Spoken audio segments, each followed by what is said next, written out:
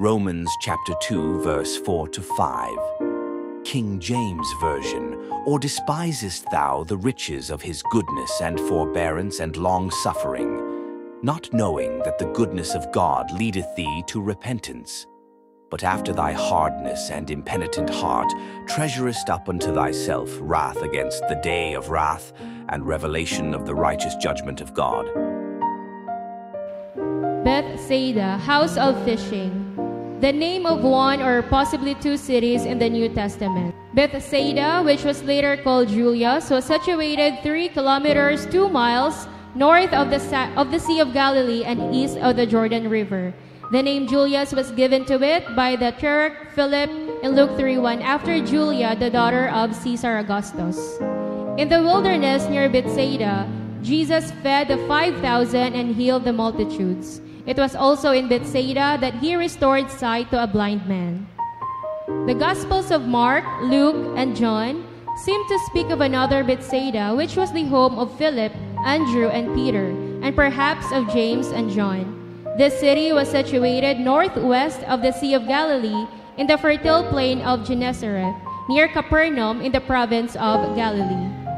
Some scholars argue that there was only one city called Bethsaida. The Jewish historian Josephus identified that Bethsaida developed by Philip as being near the Jordan in Lower Gaulonitis. Yet, the Gospels seem to indicate that there was another Bethsaida west of the Jordan River. Philip, Peter, and Andrew were from Bethsaida of Galilee. Julias could not be considered to be of Galilee. The close connection of Bethsaida with Chorazin and Capernaum as the center of Jesus' ministry in Galilee is strong evidence for another Bethsaida situated closer to them. Chorazin, which means secret, a city north of the Sea of Galilee, where Jesus performed many mighty works. Luke, it has been identified as present-day Khirbet Kirazi, about 3 kilometers 2 miles north of Capernaum, present-day Telham. Jesus pronounced judgment upon Chorazin because it did not repent and believe. Sidon, a fishery, an ancient Phoenician city on the Mediterranean coast in the northern Palestine. Sidon dominated the coastal plain in the area of Lebanon Mountains. Built on a hill across several small islands, it was connected by bridges. Sidon was the oldest of the Phoenician cities, founded by the son of Canaan. It be Sidon originally that Sidonian and Phoenician became interchangeable terms. Even after the city of Tyre on the coast of the south assumed a position of dominance, Ethbaal, king of Tyre, was called king of the Sidonians.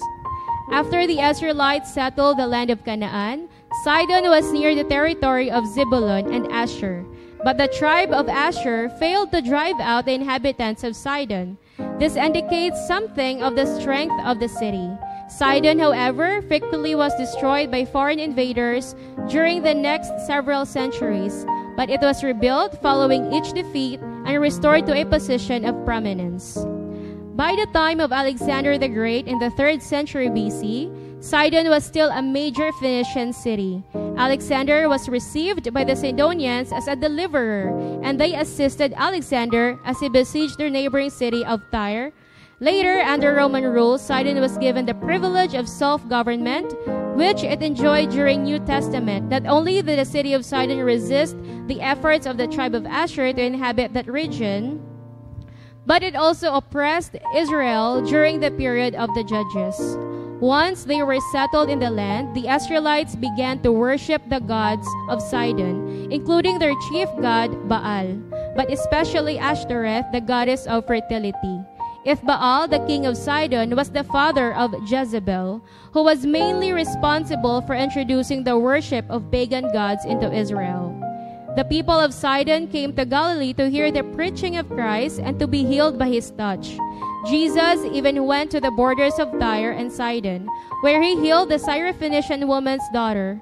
Herod Agrippa I was displeased by the people of Tyre and Sidon, but they won over his servant Blastus and begged for peace, because their country was supplied with food by the king's country. The Apostle Paul stopped briefly at Sidon on his way to Rome. meeting with Christian friends there. In early Christian history, the city became an important Christian center, sending a bishop to the Council of Nicaea in AD 325.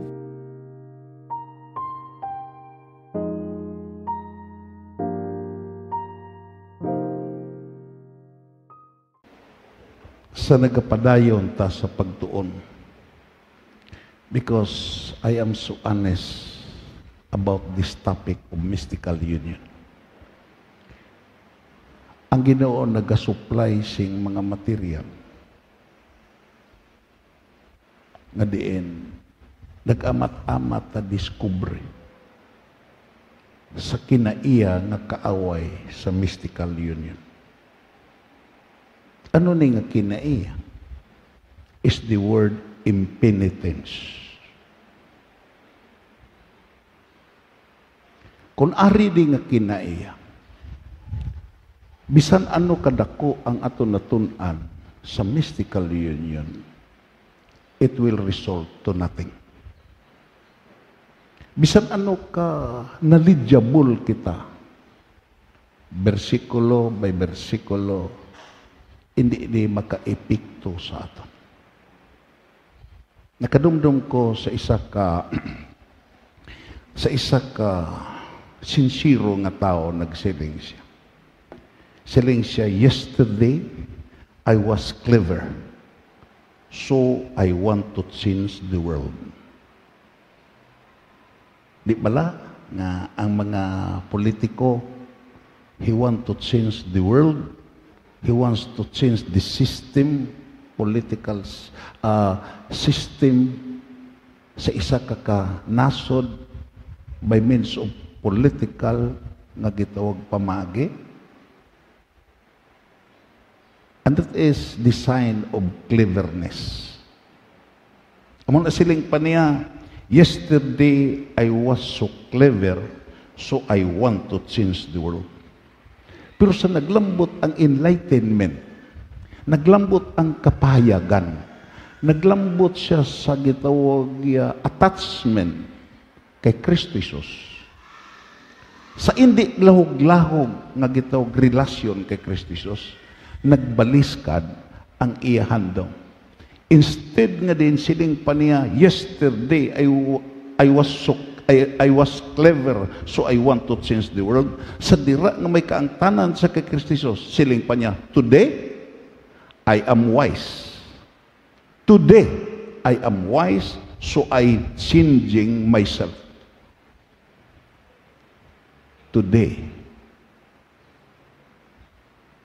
siling pa niya, I am wise, so I'm changing myself. Utod kagabihan, ang purpose sa mystical union, amugid ang pagkambyo sa aton kaugalingon. Kalakpakan naton agin. May isa ka testimony sa isa ka religious leader. Kagdayon, I really bless sini nga iya testimony. Nga may isa ka taxi driver nga nakikita saya. Siling sa taxi driver, imo makita, naglisod na ang akon kabuhi, ang akon pangabuhian, subo nga taxi driver. Namigado ko pagay. Amo na, hindi na ko gusto nga mag-taxi driver. Maundang ko pagka-taxi driver, kag mangita ko sing iban nga obra. Siling ang wise nga religious leader, nagsiling siya, hindi pagdali-dalia ang imo desisyon.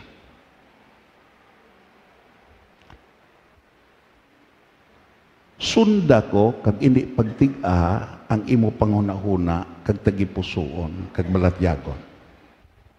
Hatagi ko 3 ka bulan, nga din ining 3 ka bulan, kung hindi mag-epekto ang akong tambag sa imo, tumana ni tuod-tuod. Hindi pagitawag iya pagbiyae ang akon itudlo sa imo. Kag sulod sa 3 ka bulan, kung hindi ni mag-asir, balik diri sa akon, kay tugutan ta ka nga maghalin as taxi driver. Siling ang religious leader. Siling siya ang imo unahon, siling pa niya, nga tumanon, sulod sa 3 ka bulan, ang imo taxi, limpyuhi pag-ayo. Sa hindi ka pa magbiyahe, ang imo taxi, imo limpyuhan pag-ayo. Kag imo isprihan sa gitawag ini gitawag nga disinfectant para sistema alcohol, paumutan mo imo taxi. Dayon ikaduha, ako nagapati nga inang imo taximeter may daya na iuli sa insakto. Hindi ka magsunod sa iban nga mga taxi driver nga ginaliso ang taximeter kag dayaan ang pasahero. Iuli sa insakto. Ikatatlo, hindi ka magsukot sobra. Hindi na mo pagsukton ang imo pasahero sa sobra. Kung makita mo nga daw ignorante, imo tinuntuhan. Ikaapat, sa dayon sakay sa pasahero, kag dayon kalakat, mag-ampo ka. Hindi ka gid malipat, sining apat. Kag kung hindi mag-epekto, pwede ka nakapangita iban nga gitawag ikon. Iban nga gitawag nga trabaho. Abi mo lang, sa 3 ka bulan nagbalik, nagsiling siya. Sir, siyado katahom ang imong advice. Hindi na ko magbiya pagka-taxi driver. Nga, imo makita iya, damo na ko suki. Damo ko suki na. Pagpanaog sa pasahero, imo makita, ginakopya ang akon gitawag na cellphone number. Kagkaroon, hindi ko kaato sa akong customer.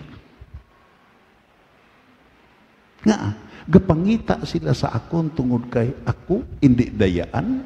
Gapangita sila sa akon to kay limpyo ang akong taxi. Gapangita sila sa akon kay way ko sila gisukot sobra sa plitihan.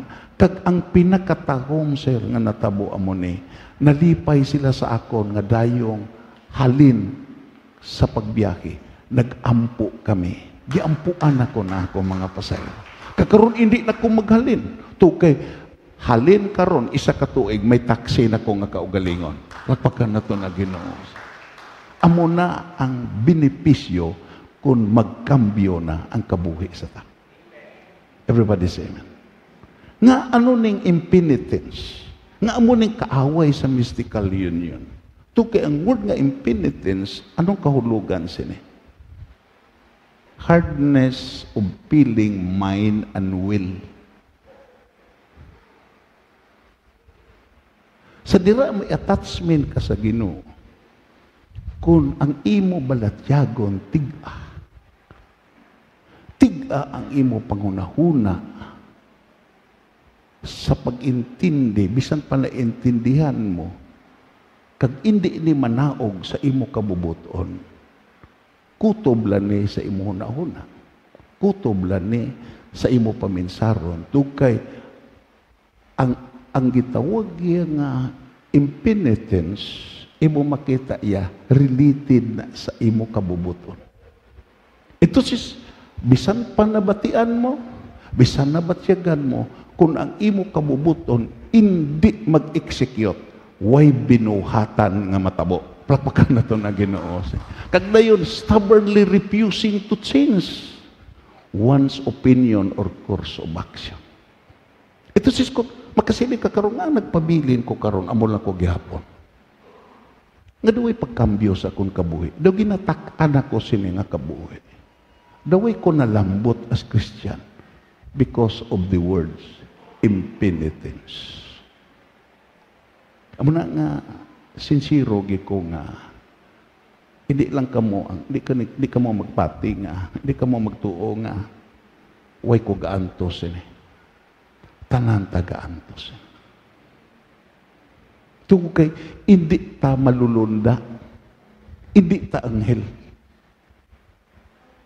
Diferensya ta sa anghel. Because ang mga angelic host, angelic being, spirit to spirit ang communication. Wala sila lawas. Wala sila lawas. Ito says, in every revelation, in every mandate, nga din madawat nila sa trono sa Diyos, ila ma-execute immediately. Pero kita lain. Sa suguon ta sa Ginoo, according sa biblical nga revelation, kinahanglan intindihon ta. Nga hindi naton pagtigahon, hindi naton questionon ang revelation nga diin ginhambal sa Dios pagi siya pulong. Kagdayon, kinahanglan nga diin imo makita, hindi matiga ang aton balatyagon. Kaya kung hindi matiga ang aton balatyagon, posible nga diin ang aton will mamuhat ni kagtapos sa gitawag sa pagpamuhat sa aton kabubuton, himuon ta na bisan ano kabudlay. Palpakan na ito na Ginoo. Pero ang word nga impenitence, hindi nila huglaw. As I continue to study this, hibi ko, Lord, himuang nga, hindi kami maabtan sa kamatayon nga. Ini nga masakit sa amon espiritual nga pagkatao, magaukupar sa amon. Tugog ka, nagaproblema ang Diyos since from the ancient times sa iyang makanakan because of the word impenitence. Siling paniinaon, that means the state of being unwilling to repent or show remorse. Kung araning ang impenitence, bisan ano ka nami ang wali sa paghinulsol, hindi ka maghinulsol. Hallelujah. Bisan ano ka nami ang pulong sa Dios nga nagatudlo sa imo sa paghinulsol, hindi ka maghinulsol. Bisan ano ka nami ang kaayo sa Ginoo, ibalik ang atong teksto. Ano nga ba sa teksto naton? I would like to have an emphasis in kay hindi nato ni maubos. Bisan pa wala sing tupong ang kaayo sa Dios nga ihatag sa imo. Bisan pa mabatyagan mo nga nagpaumod ang Dios kang nagpailob ang Dios sa imo.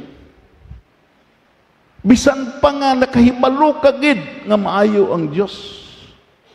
Pero hindi ni maglambot nga magtuytoy sa imo sa paghinulsol when the word impenitence magagapo sa imo. Plakpakan na ito na Ginoo.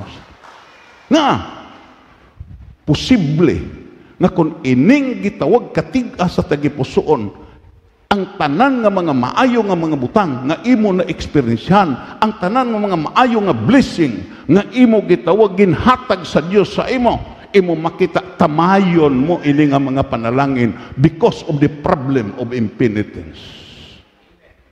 Utod kagabihan. Sabi mo lang pinakatahong bala.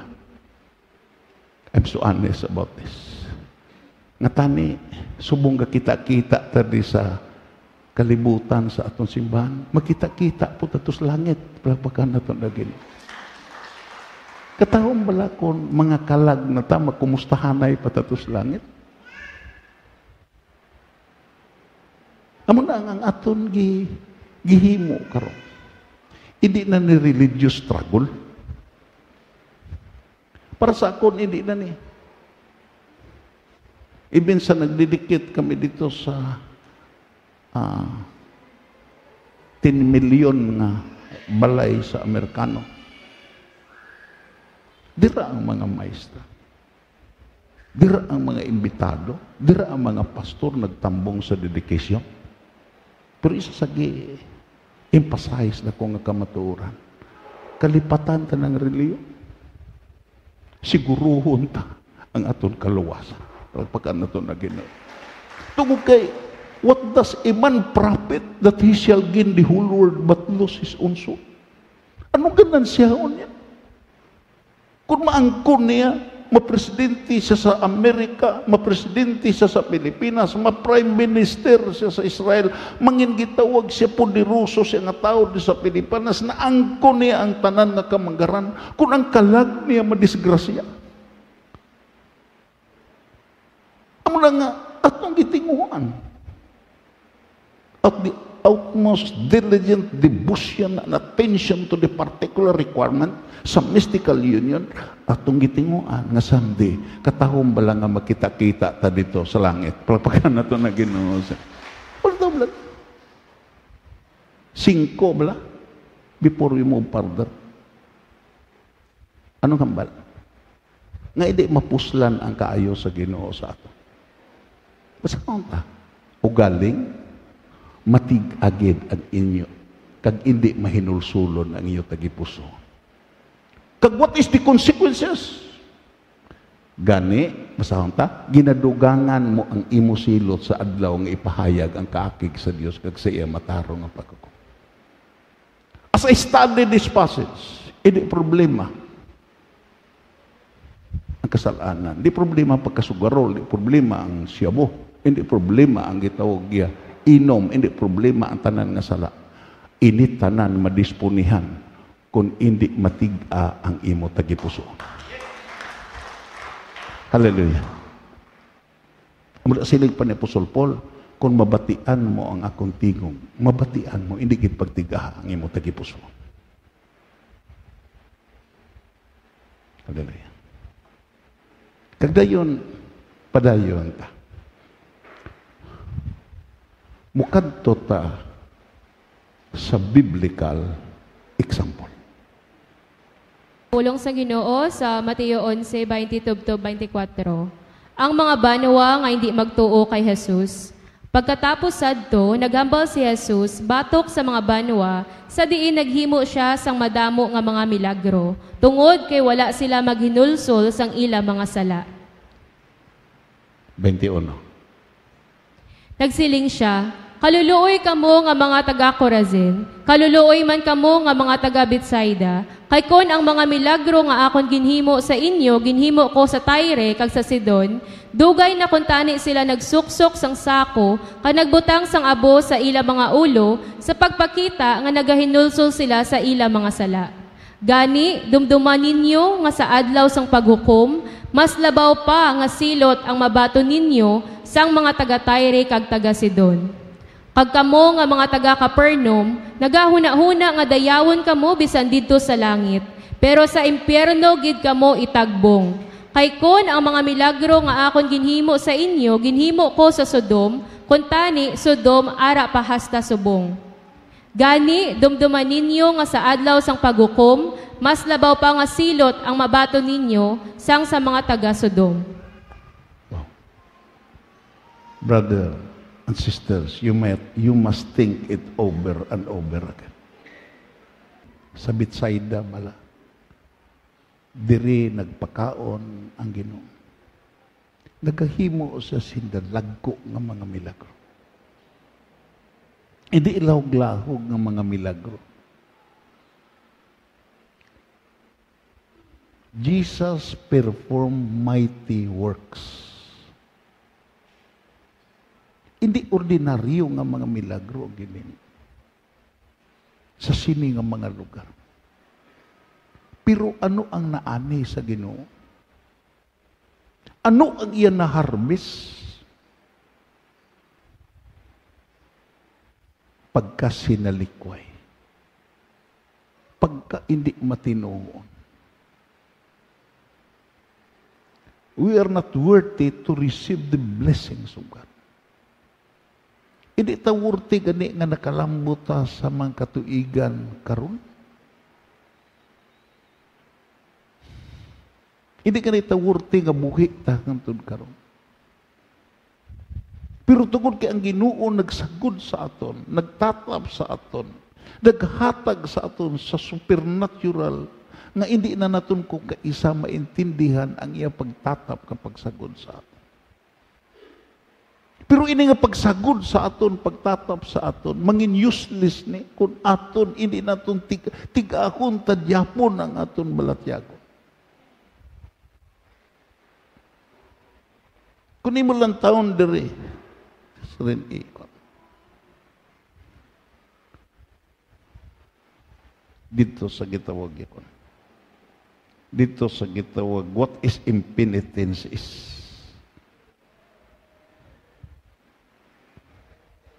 It is a biblical example of the word impenitence. It is everywhere in the Bible represented as heinous sin.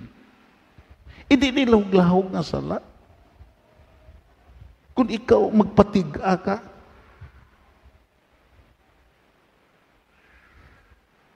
nakabati ka na sa plano sa Diyos sa imo kabuhi. Nakaintindi ka na sa ipahimo sa Diyos sa imo. Kag dayon sa nakaintindi, kag isuplayan ka sa Ginoo sa tanan nga mga maayo nga mga butang imo gikinahanglan. Pero kung magpatiga ka, imo pilion ang imo kaugalingon nga intereses sa intereses sa Dios nga diin gusto himuon niya sa imo kaugalingon, you committed a heinous sin which is impenitence.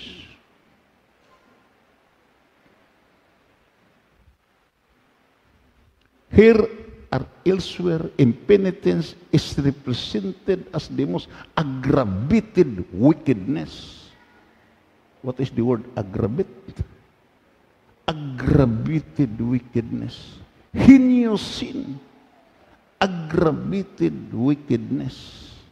Hindi lahog-lahog nga kalautan. Nga. Ginusikan mo ang pagpangabudlay sa Diyos sa imo. Palpakan na ito na ginuus. Kay malubla ka mo makauturan nga din imo makita ang makasulod sa langit. Mga tao na nga gipangabudlayan sa Diyos. Mga tao na nga ginsakaan niya sa krus. Kag sa tapos nga gisakahaan niya sa krus, hindi aksidente nga din sa dira nga may attachment kay Kristo Jesus, mabatyagan mo ang pagsagod pirmi sa Ginoo sa imo. Kay kung hindi ka saguron, paano ka makasurvive tungod kay ang imo kaaway kalibutan, ang imo kaaway sala, ang imo kaaway panulay nga naghandom sa paglaglag sa imo sa hindi pat panahon nga laglagon kaagod nga hindi ka kadangat sa kaluwasan. Pero kung in spite sa imo na intindihan, in spite sa imo nasabtan, magpadayon ka sa pagkamatiga. Ano na lang ang balatyagon sa Diyos? Akong ikuan ang record sa Old Testament, pirting pagmahay sa Diyos. Sa Salmo, nagsiling ang Ginoo, ato na basahon sa dason nga si Mana. Gusto ko, nagpakita na ko sa ila, subong ila Diyos. Pero wala ko nila sa paka. Tani, kung ila ko ginsapak, hapus lang akon pirdihon ang tanan nga nangin kaaway nila. Palapakan na ito na Ginoo. Mga word na sa pagmahay, word of regrets na. Nga siling pa sa gitog salmista, kung gipabay, ila lang ko gitugutan, nga din malapit sila pirmi sa akon, hapos ko dagon ang tanan nila nga kaaway. Na, hindi ta kadaog sa itong kaaway. Hindi ka kadaog sa sala. Hindi ka kadaog sa bisyo. Hindi ka kadaog sa kalibutan. Wala ting si pwersa nga ibato, pero imo makita kung ikaw, di lang matiga ang imo tagipusoon, matapi ka lang sa Ginoo, ang hindi nimo masarangan sa Dios. Ang hindi nimo masarangan, kaunon masarangan, makasarang ang Dios sa pagpakaon siya. Ang hindi nimo madisponihan, ang Dios makasarang sa pagdisponir. Amo na ang word nga aggravated to make something worse. Nagpaintindi kung imo tikahol ang imo tagipusoon. Nga hindi ka magliso sa paghinulsol. Hindi ka magkambyo sa pagkilala sa mga maayo nga mga butang nga din imo gihatag sa Ginoo sa imo to make something worse. Naghimo ka nga worse ang imo kahimtangan. You are not traveling from bad to good, but you are traveling from bad to worse. May isa kasini sa una, the good, the bad, and the ugly. Nga ang maayo nga mga butang, nangin bad. Kung tig-ang imo tagipuson, kang ang bad nangin worse. Kag ang worse nangin ugly. Because of the word aggravated wickedness. To make someone angry or irritated. Kabalo bala kamo kung tig-ahon na to ang atong tagipuson sa atong pag-alagad sa Dios. Tig-ahon na to sa pagtuman ang Dios sa aton. Ang ma-irritate ya, ang maakig. Hindi ang imo abiyat, hindi imo asawa. Ang Dios. Kag ina nga kaakig, someday, imo na makita panahon sa judgment seat. Dayon imo makita to make bad situation worse. Mabalik ta sa teksto sa biblical example sa 11:20 hangtod 24. Ang mga banwa nga idi magtukay sus naghambal si Jesus batok sa mga banwa di naghimo sa sing madamo nga mga milagro. Madamo. Kung isa lang problema maka-excuse ka. Nakamasiling ka man nga nalagpatan lang eh. Pero hindi naman ni isa. Madamo naman eh. Ito sa kabuhi naton, hindi ta makasiling isa lang milagro. Duha lang milagro. Damo na nga mga milagro nga natabo sa ato. Kaangay sini. Ano ang tuyo? Agod lisuon ang aton direksyon. Pagpakan na ito na Ginoo. Hindi ni magliso kung way paghinulsol eh. Kagdayon, kung imo tan-aon, tungod kay wala sila maghinulsol sa ilang mga sala. Ito sis nga, despise it not the goodness of God that leadeth you to repentance. Isa lang kabutang ang gitawag nga ang but ipahangop dire. Gibubuan ka sa mga maayo nga mga butang, agud nga mahibalo ka nga imo makita ikaw ang mali, ang Dios ang tama. Palakpakan na to na Ginoo. Kag kun sa gibubo nga pagpakamayo, magpabilin ka nga matig-a, nga diin patihan mong ikaw ang tama, ang Ginoo ang mali. That's the worst scenario sa kabuhi na to. Tanaw mo lang. Then padayon. 21. Nagsiling. Ito tanaw. Kaluluoy kamo nga taga-Kurasin, kaluluoy man kamo nga mga taga-Betsaida. Kay, kung ang mga milagro nga ginhimo sa inyo, ginhimo ko sa Tyre, kag Sidon, dugay na sila naghinulsol, sang sako, nagsuksok sing sako, kag nagbutang sang abo sa ila ulo, sa pagpangita nga naghinulsol sila sa ila sako. Ito says, ang Kurasin, ang Betsaida, ang Sidon, consider nga the most privileged nga mga lugar.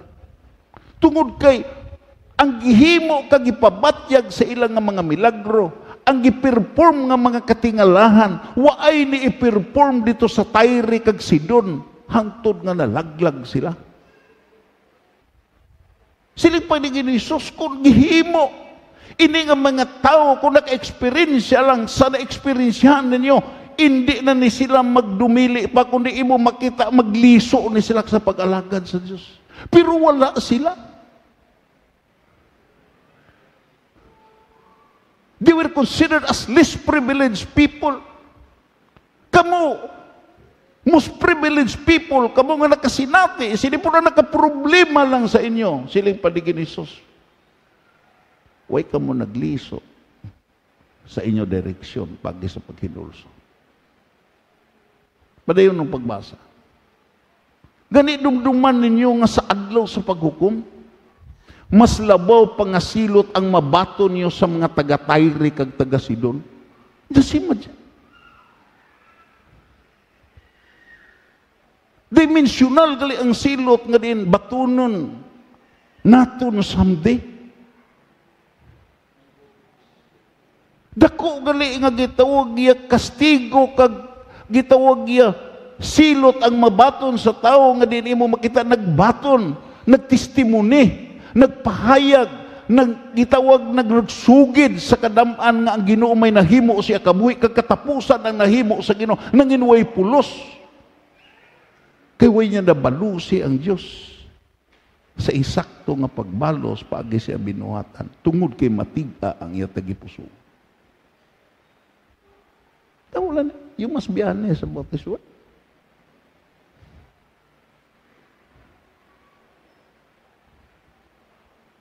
Ngayon sa namalandong ko, sinay daw, tulo akong luha. Sincero ang Ginoo sinin mo. Huwag sa galog-lahog mo. It is a reality. Obligasyon gali naton nga nakabati ta sa pulong sa Ginoo, naka-eksperyensya ta sa pulong sa Ginoo, gipatilaw ta sa kayo sa Ginoo kag dayon, way naton alagara sing tuod ang Dios.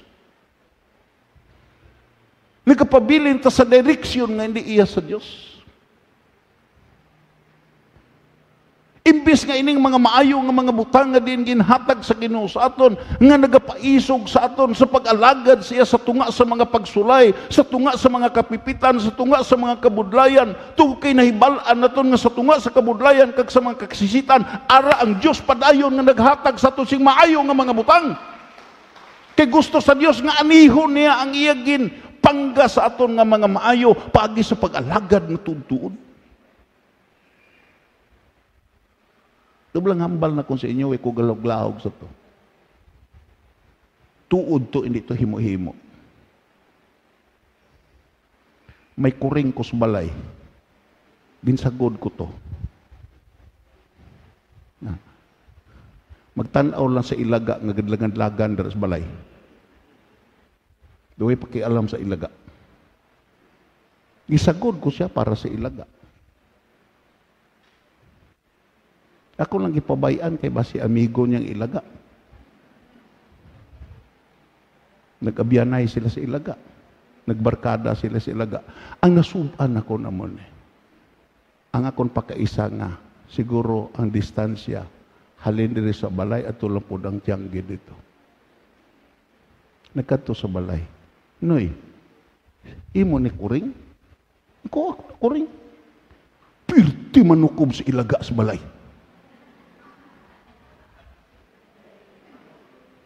Siling kumain patyo ni kuringan eh. Ako nga nagpakaon, way ko kapulos, ang way nagpakaon dito sa nagserbisyo. Kung kaysa daw kaladlawan eh. Pero there is a significant naginsagod ka sa Diyos. Posible ang Kristohanon gitatap sa Diyos. Gipamatian niya pagpangamuyo, pero diin siya nagserbisyo kung kaysa sa kaaway sa Diyos. Pila ka mga Kristohano nang gisagod sa Dios, kadiin makita dira nga hubog panahon sa pista diskades. Pero sa mga pila ka mga pastor nga din imo makita nagapamatuod nga din ang Ginoo maayo. Pero iga kabuhi nga matarong. Naga-intra sa hindi amo nga manghilikot. Kag ini matabo man. Nga posible nga gisagod ka sa Dios diri. Gitatap ka sa Dios diri sa sini nga Disyembre. Pero adto ka dito sa gitawag nga kahilayan. Intra ka nagakalipay sa hindi amo nga kalipay. Ano ang batyagon sa Dios? Nagapati ka nga ang Ginoo na taho sa pasungan. Nagapati ka nga ang Ginoo ya nagantos para sa imo. Pero imo makita nagupod ka. Adto ka sa tarian. Adto ka sa ilimnan. Nagupod ka sa mga tao nga din way nag-alagad sa Diyos. May report sa akon nga nasubo ko nga Kristohanon niya, iyang mga barkada, mga hindi Kristohanon, pero sa mahubog sila, Biblia ang ilahisgutan, may man.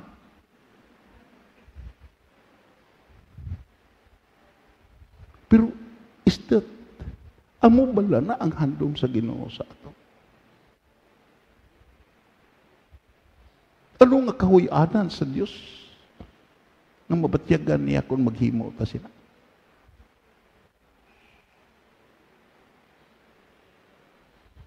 Tuwan niyo. Versikulo 23.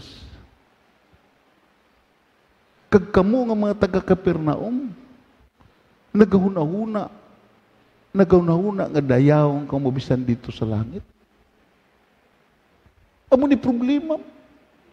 Sa reliyon, nga pasalig nga di mo makita, magsulod ka sa reliyon, kay dayawon ka dito sa Ginoo sa langit. Ining Kapernaum, mga reliyoso na yung mga tao. Presuming that he has a salvation when he has not. Ang pinakabudlay nga di mo makita, ang pinakabudlay sa tanan, kung ikaw ga pinsan nga linuwas ka, kag hindi gali ka linuwas. Kinang there must be a clearness. Klaruhon mo ni sa buhi ka pa. Klaruhon mo ni. Ang imo pagpangayo, klaruhon mo. Kag ang pinakadako nga klaruhon amo ang kaluwasan ginaton, pagbaga naton ang Ginoo. Ulo to bla ng Kapernaum mo. Nagunahuna nga dayawon bisan dito sa langit. Sino ni mga tao nga bayad sing minilyon sa pagpamisa? Sino ni mga tao nga din gahatag tagpila kalibod ra sa bito pag brusaryo sa ila kaayuhan? Bisan sa bilis kanto kasbito. May mga gitawag yan, may mga manggaranon dira nga din mo makita gahatag lang kwarta pangadji ko.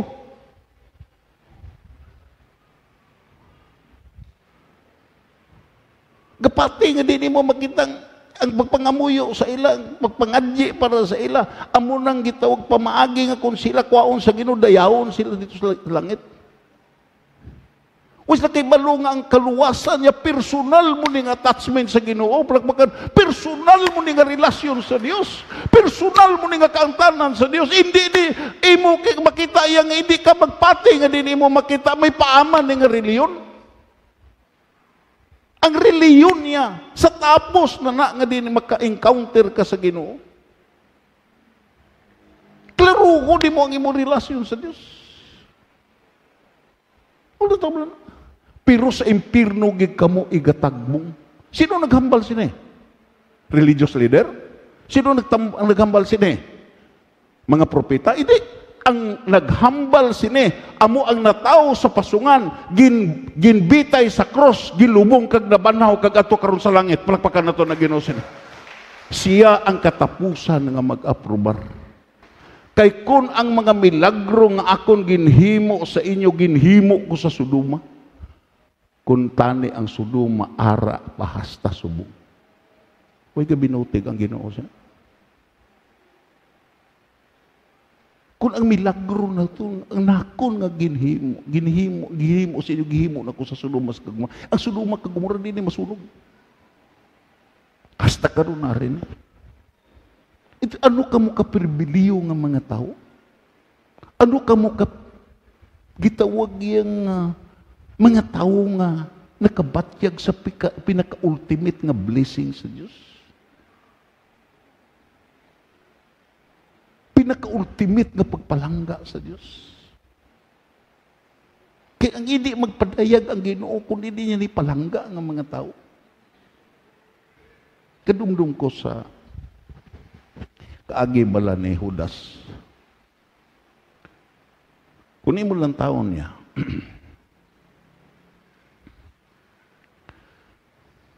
Hindi ilawglahog nga apil sa Ginoo saya.